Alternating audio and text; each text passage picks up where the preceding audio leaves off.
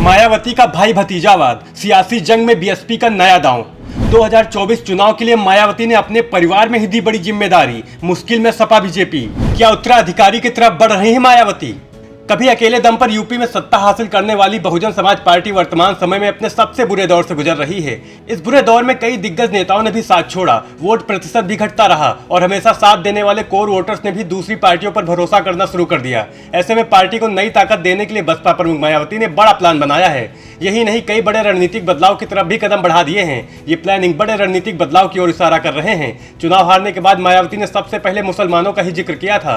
कहा था मुसलमानों ने भाजपा को रोकने के लिए सपा का साथ दिया, ये उनकी सबसे बड़ी भूल है। मुस्लिम वोट अगर दलित के साथ मिलता तो परिणाम चमत्कारी होते। बसपा प्रमुख मायावती ने 2024 की चुनावी तैयारी शुरू कर दी है। बहुजन समाज पार्टी ने पहले ऐलान कर दिया कि वह 2024 का चुनाव अकेले अपने दम पर लड़ेगी, लेकिन पार्टी भी जानती है कि यह काम इतना आसान नहीं है। विश्व की सबसे बड़ी राजनीतिक दल बीजेपी से उसका सामना है, जो पहले से ही मजबूती से है, तो वहीं दूसरे दलों से भी उसकी लड़ाई है। इसलिए बसपा और अपने संगठन को मजबूत करने के साथ ही अन्य मोर्चों पर भी बीएसपी ने तैयारी शुरू कर दी है।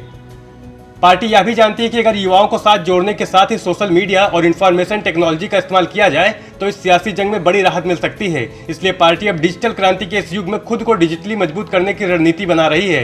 पार्टी सूत्रों की माने तो बसपा अपनी भारी भरकम और मजबूत आईटी टीमें तैयार करने की रणनीति पर मंथन कर रही है। खास बात यह है कि केंद्रीय स्तर की आईटी टीम अलग होगी और राज्य स्तर पर अलग अलग टीमें तैयार की जाएंगी। वैसे तो पार्टी इस तैयारी को 2024 के लोकसभा चुनाव को ध्यान में रखकर करना चाहती है, लेकिन उसका यह भी मानना है कि अगर यह काम निकाय चुनाव से पहले कर लिया जाए तो इस चुनाव में भी फायदा मिल जाएगा। सूत्रों की माने तो इसकी मुख्य जिम्मेदारी बसपा अध्यक्ष मायावती के भतीजे आकाश आनंद के कंधों पर होगी। बता दें 26 मार्च को आकाश आनंद की शादी है। इसके बाद पार्टी की तरफ से आईटी टीमें गठित करने के काम पर तेजी दिखेगी। आपको बता दें आकाश आनंद बसपा सुप्रीमो मायावती के छोटे भाई आनंद कुमार के बेटे हैं। उन्होंने लंदन से एमबीए की डिग्री हासिल की है।